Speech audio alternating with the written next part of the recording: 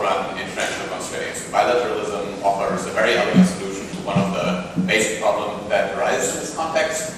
And so in this talk, I want to see, okay, how far we can take this solution, like what sort of issues arise if we apply to larger language fragments, what sort of other philosophical issues we might still encounter when we propose this as sort of a foundation for the meaning of logical constants. So one narrative for introducing the sort of situation that I like is the following. So if you want to think about like a very rough characterization of inferentialism as the view that the meanings of linguistic expressions are determined or suitably individuated by their own inference, then we can think of logical inferentialism just as the view that this is the case for at least the logical expressions of a given language. So we can try to make this a bit more intuitive by talking about the meaning of a logical constant as being fully contained in a set of rules, as inference rules carving out that meaning, as constituting that meaning, or as fixing semantic content. All of this can, of course, get a lot of different implementations. The view I'm interested in, especially in this talk, is something called moderate logical inferentialism. So it's the idea that the truth conditional meanings of logical expressions are determined or suitably individuated by their inferential behavior. So meanings remain truth conditional, model theoretic notation still play a huge role, but the inferential behavior of an expression is what gets us to the meaning, what pins down that meaning in a sense we make precise.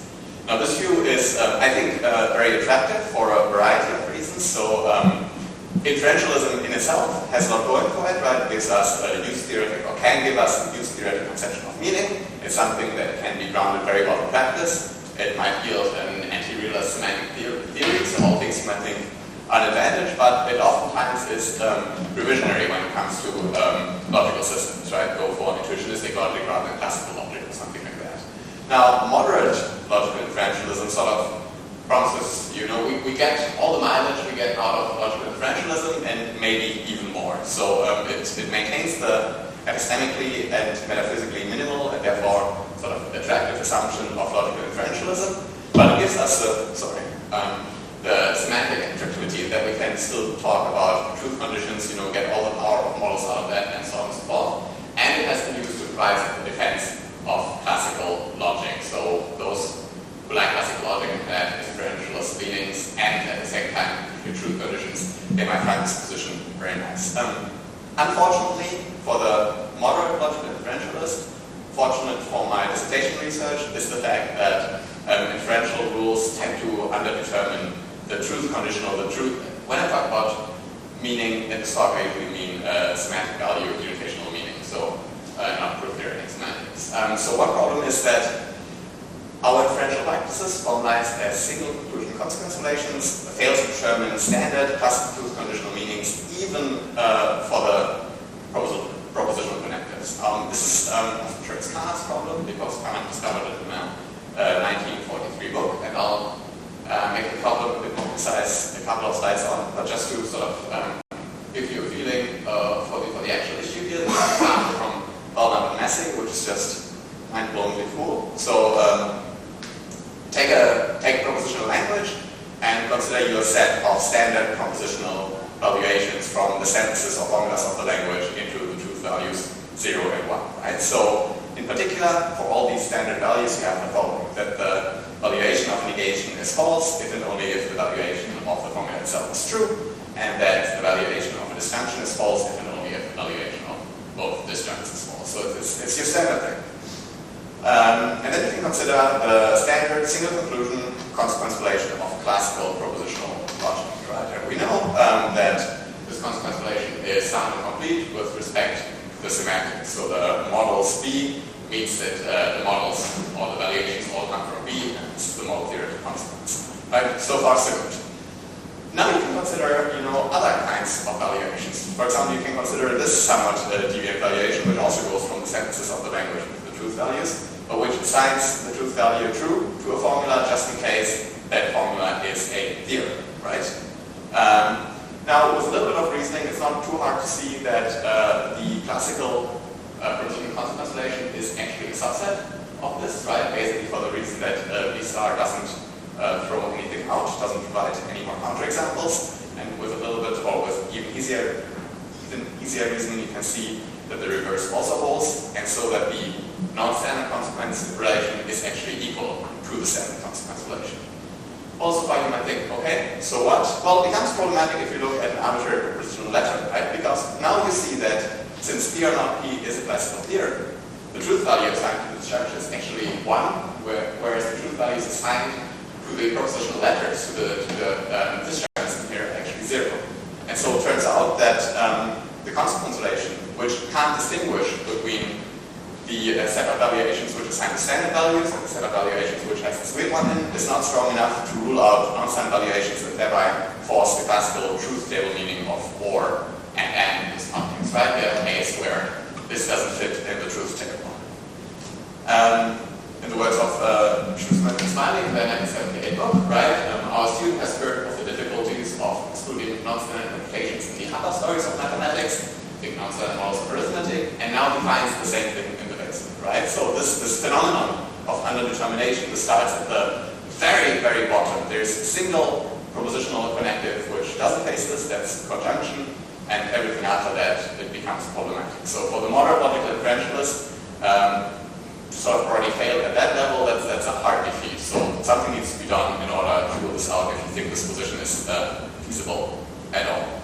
So my goal for this talk is to assess bilateralism as a response to this problem, the different versions of bilateralism, and then to see how far bilateralist approaches also respond to Kant's problem on a higher level. So Kant's problem is a very general problem. It arises for all kinds of logical systems. It arises for all kinds of constants. Right? For any given language, you can ask, okay, are the inference rules sufficient to pin down sort of intended interpretations? And literature, as truth to the Western knowledge, has focused on the propositional case. I'll also, in the first part, focus on the classical propositional case, but then I want to go on to the quantifiers. And I should say, so the first part is very much, it's a well-trodden path in literature. I'll be revisiting a lot of stuff that's well known, about which has been written a lot. It just adds also some questions at the side and some problems. And just to point out what things I think would still have to be resolved in order for a response of this kind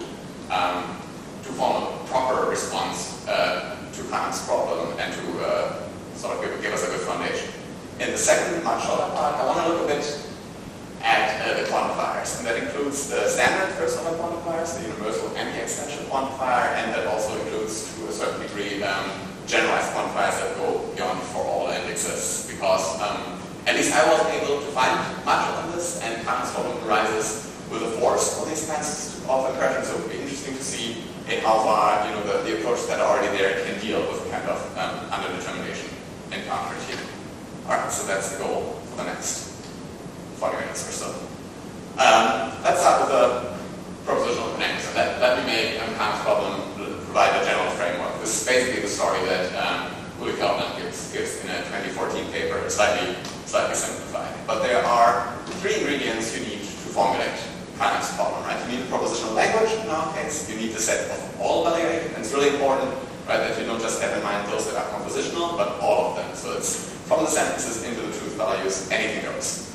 And then, for now, we consider a single consequence relation over the language level. We say that the valuation V is consistent with the consequence relation if, whenever phi follows from gamma with that consequence relation. Whenever all psi are true in gamma, then phi also has to be true, right? The standard sort of sounds condition. And we get an operator that, being fed a consequence relation, returns all the valuations from V that are consistent with that consequence relation, right? So we can pick out all the valuations that respect inferential behavior as described by that consequence relation. Now, a set of valuations from this overall valuation space is called categorical, and I really hope I simplified this condition correctly. But the idea is, okay, it should be the only outcome of the consistent valuation. So if I feed my V function the model theoretic consequence relation that is given rise by the set of valuations at big, it should put the same set out. It shouldn't put more out. But what we just saw in the propositional case of Kant's problem, we fed it the standard propositional truth valuations, and we got out a set that was bigger, namely that plus the weird deviant valuation. That shouldn't happen. We should get out exactly what we got in by means of the consequence relation. So Kahn, in this book 943, showed, right, that the class of standard compositional validation for classical propositional logic is not categorical in that sense for the standard single conclusion consequence relationship. Right? I feed it, I get out more than just the standard compositional validations I want. In particular, right, if we let B be the intended set, the one that allows us to describe the truth functional meaning to the connectors we have in mind, then V, the union of V and this star valuation will also be consistent with it. The star valuation is just a standard valuation that assigns true for all phi's. Clearly that phi is truth preserving, right, because it makes everything true, and so clearly that V preserves the consequence relation, but it rules out the standard meaning of the connectors. Now again, this is problematic because this forbids us to read off the truth values just from the classical inference rules, right, because they don't quite tell you what validation space we're in. And so the inference rules don't constrain the space of possible variations sufficiently in order for us to recover the kind of semantics we thought the connectors are had, and in particular, right, no unique semantics is determined by the classical inference rules. Now, I'll come back to this later, but it is somewhat helpful to distinguish, as Logicality and Smith did in a 2010 paper, between strong versus weak inferentialism and strong and weak Carnot's problem, right, where the strong Carnot's problem is, okay, give constraints that allow me to recover the standard meaning of the connectors, and the solution to weak Carnot's problem is give me constraints that allow me to make the standard syntactic and semantic definitions of the core logical concepts to coincide, right? So I want consistency to coincide with satisfiability and so on and so forth, and these can actually come hard in a case, as you will see later. Let me put that aside for now. So the challenge at this point is, right, without feeding to inferentially unacceptable semantic principles, how can we ensure that the non-standard valuations are ruled out and we can recover the standard meaning of the connectors? Okay, so attempt one. We're well on our way to bilateralism. Right? Let's consider multi-conclusion consequence relations. So again, the ingredients are the same. We have a compositional language, we have a set of variations, but now we have on both sides of the turnstile sets of sentences rather than just a single conclusion.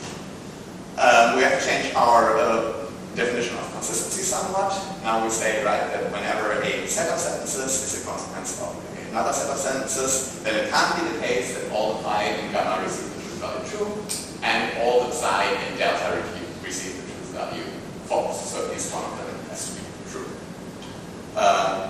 Then we consider the set of standard valuations, right, and this consequence relation will be the standard classical multi-conclusion propositional consequence relation given by the effective system, and then one can show that this set of valuations is actually categorical under this valuation. So Carnot had an early proof of this, Smith and Smiley have a proof, and Hammerstone in the giant book Connectors has also a really nice account of this.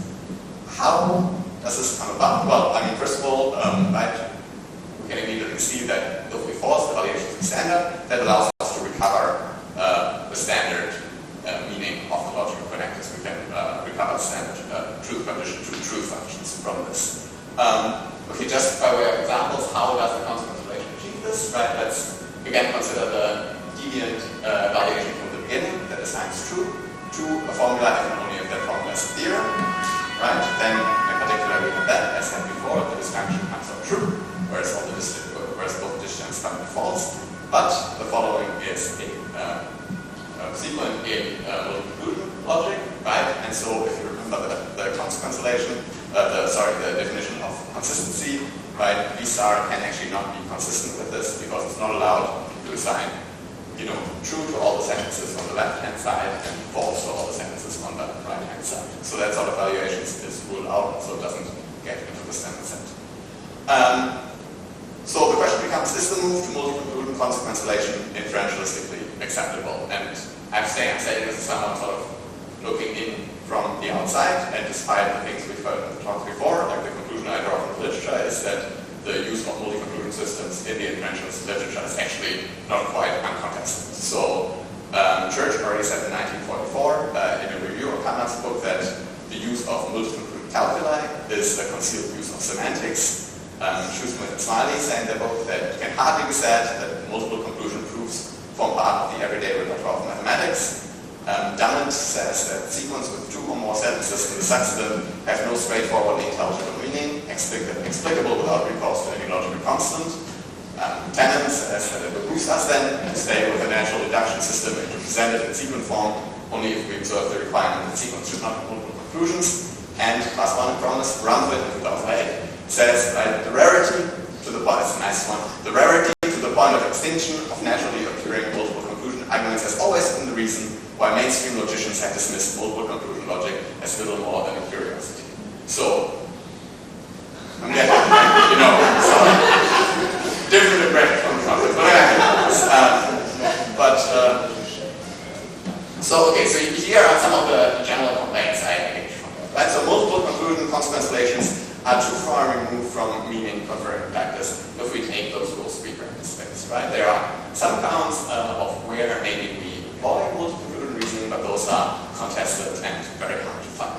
Moreover, and this is, I think, more important for the task at hand, right? It seems that multiple conclusion proof systems are not impartial in the sense specified in the next couple of slides, right? In some sense, they seem to presuppose an understanding of some of the logical constants, and they also seem to have inbuilt bias in classical logic. If you want to get classical logic out of this, I don't know if that's too bad, but anyhow, the first one seems to be rather problematic for the current sort of idea of specifying the meaning of the logical constants. So how do we come to the point anyhow? Where does this complaint stem from? Well, right, we want to know what multi-conclusion consequence actually amounts to. And one standard way, maybe the standard way, is to just sort of reduce it to a single conclusion consequence relationship by taking it to mean basically that, right? You take the big conjunction over the antecedent, and you take the big disjunction over the subsequent, and then you basically have a single conclusion consequence relationship, and that's just what multi-conclusions mean. So it has been complained that this is not adequate, because while the conjunctive reading on the left-hand side seems to be unproblematic, right? At every point I have a finished process, I can assert phi 1, phi 2, phi 3, and at every point I know exactly what's being said. The disjunctive reading on the right-hand side is not. The judgment on what is actually being said has to be suspended until I've heard all the disjunctions before I can't really say what's going on. So in a sense there's a disanalogy. And worse, in this case, it seems that the meaning of disjunction, right, is actually presupposed in characterizing the meaning of any logical constant here, right? I need to know that the right-hand side is, but you know what I mean. Right-hand side is a disjunction, how to understand disjunction in order to fully know how to get out of the meaning of the standard constants. And that, according to Church, might actually open this sort of count up to a revenge counter problem. Because what allows me to interpret the big conjunction and big disjunction that I have here in their standard sense. Why can't I just apply non-standard senses to them as well? That's how I get one more times problem, one version, one level up.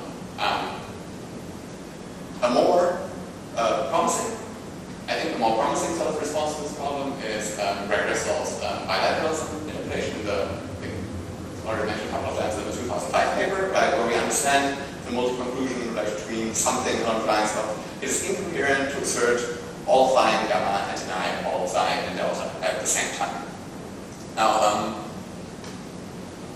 I'm maybe just quoting it. I don't think I have a fully formed opinion about that yet, but there's the Steinberger point, which we also saw in the first talk already, right? There are some complaints, and the complaints move along the following lines. So the idea is, or the complaint is that this sort of account remains somewhat incomplete. While it tells us how combinations and assertions and rejections are constrained, it doesn't really provide, I quote here, a full inventory of the rules, the tacit knowledge of which would constitute competence. Right? So the idea is that bilateralism of this sort doesn't provide inferentialistically acceptable full account of the meaning of the logical constant, because it doesn't tell us which sorts of rules, that is, this is what I technically the idea, constitute the senses or the meaning of the logical constant in questions. So Steinberger says that the standard rules under the denial interpretation fail to give a complete account of the rules that regulate the inferential use as constitutive of the meaning of logical constants. It follows that the denial interpretation fails by inferentialist standards. And in some sense, I don't quite want to judge this, also because I think Greg Russell is going to talk on some of this later on, so I don't get myself involved waters. But it is still a reasonable question here is whether maybe the inferentialist has to care about this. Maybe this is a blow to the hardcore inferentialist. Should the moderate logical inferentialist care about this? Because after all, we have the second element the second aspect to meaning. We have the reference. And after all, the multi-conclusion framework suffices to fix the model theoretic denotation of the logical constant, right? It solves the Fermat's problem. Is there anything more we should care about in the context of the moderate logical inferentialists? So, right, we might ask whether sort of agreement with inferentialist standards on rules is still necessary, or to like put this a bit more polemic, right? Does the inferential failure matter given that we have the referential success? And I'm genuinely undecided on this point. I want to come back to this in the conclusion, but I think one can give arguments for both points. On the one hand, you can say that no, it really doesn't matter, because after all, here's an attractive picture, right? Take the sort of Phrygian aspect picture, like expressions have sense and denotation, and rules are sense constituting, right? Sense gets us to reference. Partial senses can be perfectly successful in fixing reference, and hence the partial grasping of sense is sufficient here. We don't need anything more. We got to the reference. That's all that matters for the meaning of a logical constant. On the other hand, you might also say that, yeah, well, you know, the referential success we achieve here is completely accidental, right? In general, reference doesn't suffice to yield senses. And so no understanding of the constants is thereby actually engendered. We saw a gap there, but we got no clue how. And this cannot be it, right? In understanding a logical constants and grasping its meaning, we also need to know how we actually ended up where we ended up in terms of the reference. So okay, I wanna leave it at this point and move on to the second kind of bilateralism that we've also already heard about, right? The one that takes this quote from Smiley, rejection on all fours with assertion, right? So we hardwire assertion and rejection in the object language. We introduce the false markers, plus and minus, right? And we attach them to formulas of the language where and I should say this at this point, I have a lot of regret about doing that, but I was very lazy, and so I just thought rejection denial for the purpose of this talk is all the same to me. I don't think any interest of that. I'm happy to be convinced otherwise, but I'll just use them completely interchangeable. So plus phi is to be read as indicating that phi is asserted, minus phi is to be read as that phi is rejected or denied. Now false markers are non-embeddable because, quite granted, they don't actually contribute to the propositional content, but merely indicate the force with which that content is promulgated. So one thing that is needed in this system is a more complex proof theory. Right now we need two kinds of rules for each connectors, namely one telling me how it interacts with plus sign and one how it interacts with minus sign. There's a lot of really cool, really well worked out systems on the market. Just by way of example, right, this is one way the rules for conjunction might look like. You have introduction and elimination rules for the plus sign with respect to disjunction, and the same thing for the minus thing with disjunction. In addition, these systems contain, as we've also already heard, right, they contain coordination principles which govern the interaction between assertion and rejection. And just by way of example, here are two of those from, I think, Speitel in the first system of 2000. Right? So, for example, in the reductio, if we have some sign formula phi, so some formula phi that has a plus or minus affixed to it, we can derive a contradiction. Then we may flip the sign and derive the flip version as a conclusion. Okay, so what happens to Fermat's problem?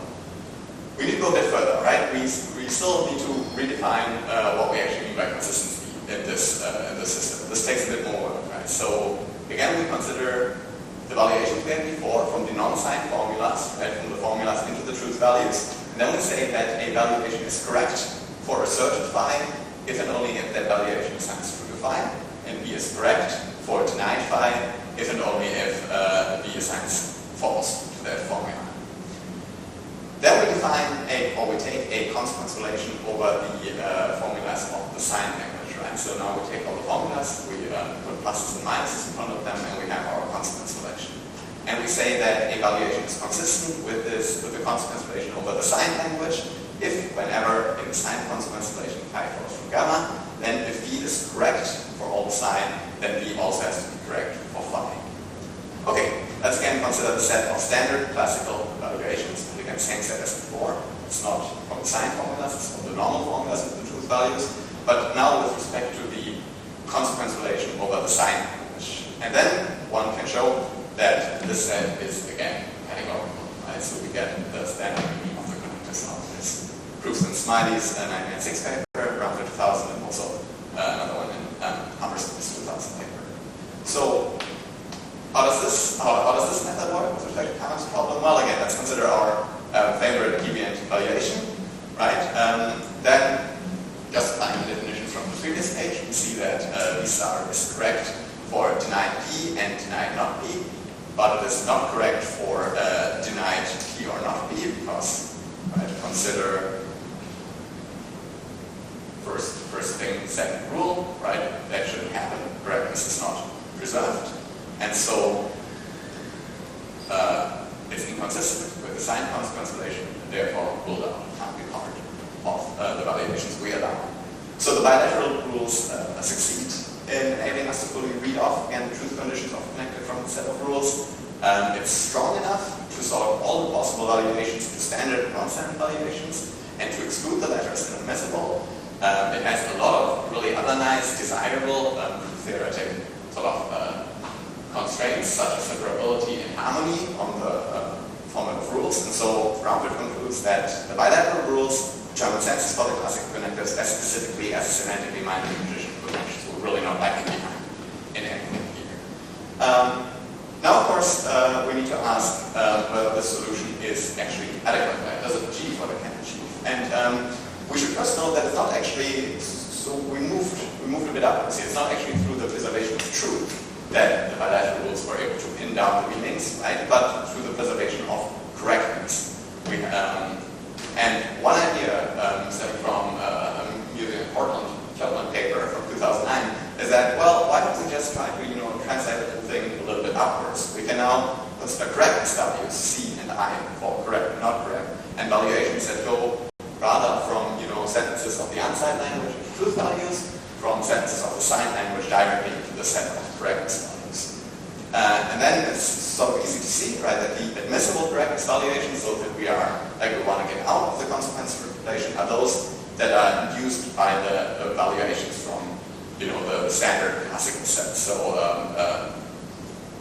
this is just horrible notation. I'm sorry. So the big V and the C is the classical proposition valuations from unsigned formulas to truth values. The small VC is a valuation that goes from a signed formula, often from a set of signed formulas and correctness values. Sorry. Okay, but this sort of valuation is admissible if and only if it extends a valuation in the set of standard valuations in the relevant, the obvious sets. And then you might ask, okay, what is it that actually constrains the set of admissible correctness valuations? Can we construct a revenge problem here? Right? So for example, what disallows us to consider the non-standard valuation that sends all formulas, all signed formulas, to the correctness value correct? Because if we were allowed to reconstruct the problem on this level, then it seems all the bilateralists of this kind is done is to move Kaman's problem from truth to correctness, to move it up one level, so to say. So to make this a little sharper, right? What is it that allows us to assume that the correctness value of asserted phi needs to be different from the correctness value of denied phi, when we weren't permitted to assume that the truth value of phi is different from the truth value of negated phi, right? It seems completely parallel. So I can reconstruct it on a higher level just by redefining some things. But Bilateralist has I think, a very good answer to that, right? Like, I can't just redefine things as I please, because I'm actually leaving the framework that the whole thing was designed in. So in the same paper, Logicality and Smith say that we are wondering whether the content of the negation sign is fixed by the bilateral inferential practice whenever to a given background of use of force markers to construct sentences whose default use is for assertion and rejection. The meaning of those markers is not up for revision, but it is part of the assumed background. And so it's a given that we cannot simultaneously use assert P and deny P. Right? So when Museum and Gauntlet were proposing these non-standard correctness valuations, what they actually did was conflating different kinds of operators, force markers and content modifiers. What's up for discussion here is the meaning of the connectives, not the nature of the speech image. And that's actually made very explicit in the proof theoretic framework, right? Because force markers become like coordination principles. They come with structural rules rather than operational rules. And so coordination principles are not actually required for specification of sets. They're there, they're fixed. We shouldn't do anything with them. Nonetheless, I'm not going to say anything more about it, but I just want to flag this. So there had been criticism of the reinterpretation of the line in the rule, right? So we're still moving from truth to correctness, and other authors who strengthen the relationship between the premise and the conclusion, such as Darson, have been criticized for doing that. And Butler and Walsh in their 2018 book say, okay, like, this is nice and it solves it, but really all this amounts to is just more theory, right? I introduced background machinery, it solves the problem, but I still don't really have a justification for background machinery, so it's in the very least incomplete. I'll leave this aside for now. I want to rather point to what I think is, again, not necessarily for the inferentialist, but what might come out as a problem for the moderate logical inferentialist who adopts this kind of response to the revenge problem raised, right? So, and first, another really nice, I'm a fan of bilateral system, but another really nice thing about the sort of bilateral system here, right? We can characterize the difference between some kinds of logic, for example, intuitionistic and classical logic, purely in terms of the coordination principles they accept, right? So in terms of structural rules. So we can characterize the disagreement between the intuitionist and the classical logician in terms of, disagreement about norms governing assertion and rejection, but not having anything to do with the meaning of the logical constants. Now this is a very attractive account to have because it gives a really nice and really clean response to finds change of logic, change of subject of objection, right? I won't read the quote, but the idea is something like that. Really, when the intuitionists and the classical logician disagree, it's really just a verbal dispute because as soon as each of them talks about logical operator, they're talking about completely different things. They're not talking about negation, but the intuitionist is talking about a different, not talking about negation, something else from the quantum perspective. When we have this disagreement in terms of structural rules, right, we can make a distinction, or Bristol, Pauli, and Curlin in a series of articles, right, we can draw a distinction between operational and global meaning, where the operational meaning is embodied purely by the operational rules of a constant. The global meaning also takes into account the background assumptions, the structural rules, and so on and so forth. And we can give identity conditions for a constant by saying, okay, the constant is identical to another constant if it shares the same operational rules.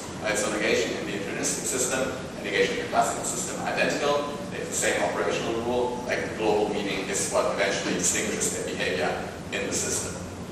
But now think about the logical, the moderate logical inferentialist, right? Like it turned out that on in the bilateralist response, the norms governing assertion and rejection play an essential role in the determination of reference, the other aspect of meaning to a constant. So structural rules, the coordination principles, significantly contribute to the fixing of the model theoretic value. So the question arises whether we can still say that bilateral operational rule actually fix the complete sense of an expression if by itself that sense is not sufficient for the determination of reference. Right? If the operational meaning is not sufficient for the determination of innotational value. In a sense, you get like the mirror problem that we had for the other bilateralism before, right? Their senses were underspecified, but successful in fixing reference. Here we have a full bilateral sense, but that's not sufficient for fixing reference. We need something more, namely structural rules. And then it seems to me at least that we might be faced with a dilemma here. The structure, either we say that the structural rules do contribute to the identity conditions of a constant, and so don't have this response to the quantum notation anymore. Right? We need to find some other way to say that there's still genuine disagreement, or we need to admit that semantic value is an unimportant factor for the identity conditions of a constant, and that seems to go counter the moderate logical inferentialist probably by the same truth conditions do play a substantial role in the specification of the meaning of the constant. So I don't know, I look forward to hearing your opinion on this. It seems to me to be like a problem arising from a particular response of the bilateralism to the sort of revenge criticism.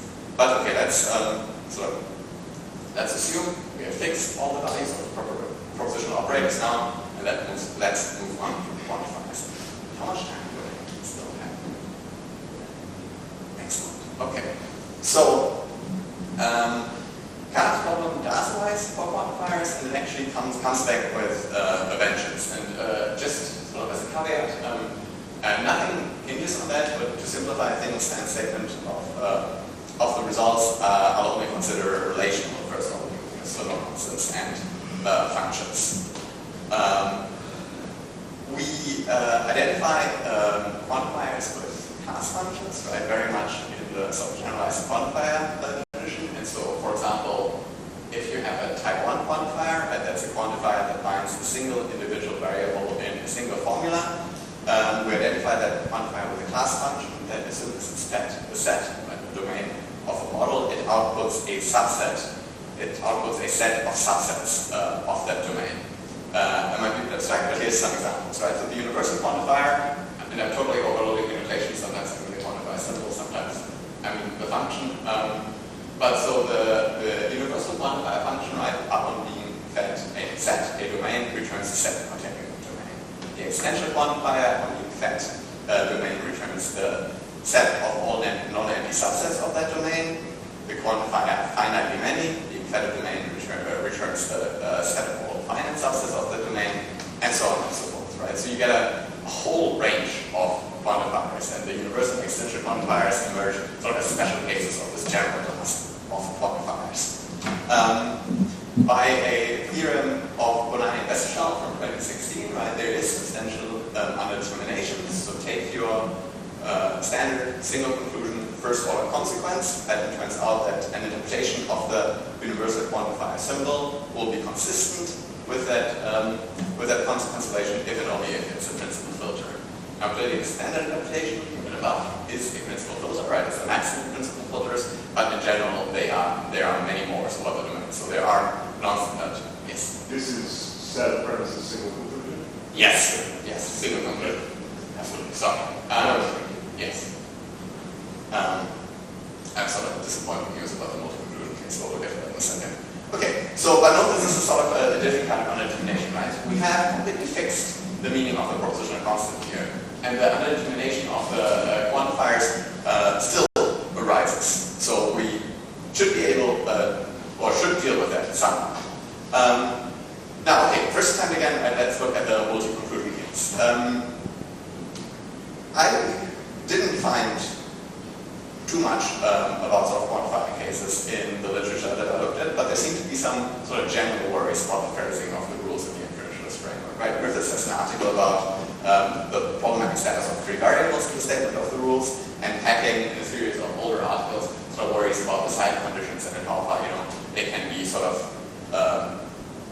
generalized away or made to fit sort of his proposal of what it means to have genuinely logical rules. I just want to flag them. I'll put them aside now. Does Carnap's problem for quantifiers arise here? Well, if you asked me yesterday at 4 o'clock, I would have said yes, but then I made the mistake of actually looking at the group again. It turns out there was a huge mistake in there. So I think it can still be fixed. I think the problem arises for the multi-conclusion system in the very same way it arises for the single conclusion system, but I don't have the proof yet. I have an idea of how I can maybe fix the mistake I made or like try a different thing. And the idea would just basically be an adaptation of Bonai's and Westerschall original proof, but yeah, I have instinct about the proof, so I don't know. That's a lot depends actually on that, but so I hope that this was true. Anyhow, so in the literature, right, Carnap tried to solve the problem, and Neil Hacking followed him with that. He switched the format of the rules. So Carnap actually said, okay, we can only deal with a countable domain, and we assume the existence of a name for each individual in that domain, and then we just use infinitary rules, right? So for example, for the universal introduction, when we have I holding of every single name, then we can conclude for all x phi x. That's sort of unsatisfactory for a variety of reasons. For even if we can read out the semantics of the quantifiers, assuming an understanding of the dots, it still appears to presuppose the concept that intends to be defined. Right? Also, we need to know that we can derive for all x phi x if phi holds for all the names that we have there. And moreover, which I think might be the bigger problem, this sort of approach succeeds by seeing the quantifiers not sort of as special cases of the grammatical category of generalized quantifiers, but seeing them as infinitary analogues of disjunction and conjunction. And I think, I don't know, if we want to extend the inferentialist framework, right, and we maybe should sort of also allow the extension of grammatical categories. It seems to already acknowledge such a close of the quantifiers. Okay, I really wish that the theorem would have worked, because then it would have been a pretty nice argument. That's I don't know. Okay, so bilateralism. Does Carnap's problem for quantifiers arise here? Possibly, and this is only partially my fault, but I can say only possibly here, because I only found so far a single sort of bilateral axiomatization of full burst or logic in bilateral rules. The other one, I look very much forward to a later talk and see how that looks like. I checked the sort of Westerstahl reasoning against the rules that are given in the Barton and Walsh book. It seems to me that there might be something to it that might go through, but I'm really not confident in asserting that. So it's not immediately obvious to me that they rule out the non-standard interpretation, but it's also not obvious to me that they allow it. This doesn't matter too much for my argument here, though, because there's another kind of underdetermination which already warrants the assumption of semantic assumption. So Bristol Smiley has this like really neat comment at the end of the 1996 papers, right, where he says that, okay, now that we've fixed sentential categoricity for the propositional connectors, right, it's easy to see that this extends to all extensions of the propositional arguments, in particular modal logics and the predicate calculus. And in the sense that you are interested in the problem, this is correct. And this is where the distinction between strong Canon's problem and weak Canon's problem comes in, right? Like if I only care about the syntactic and semantic definitions of the core logical concepts coinciding and not deviating, then he's right. All I need to do is fix the propositional connectors. But that still doesn't mean that I have fully fixed the meaning of the quantifiers. And this is something Barton and Walsh capitalize on in like a short chapter of their book, right? They say, okay, let's just for a moment relax the assumption that there are precisely two truth values, because after all, this is also a semantic assumption, right? And then we can show that correctness preservation by itself is actually not sufficient to secure the standard meaning of the quantifiers. If we consider all Boolean valued models, right, we can show that we can show a neat result actually, namely that the bilateralist rules are consistent for models that secure the categoricity for the connectors, but assign non-standard values to the quantifiers. Right? So I can sort of get all the things I thought I could get consistently with the constellation, fixing of the meaning of sort of the base language, propositional connectors, and still fail in sort of determining the value for the first order quantifiers.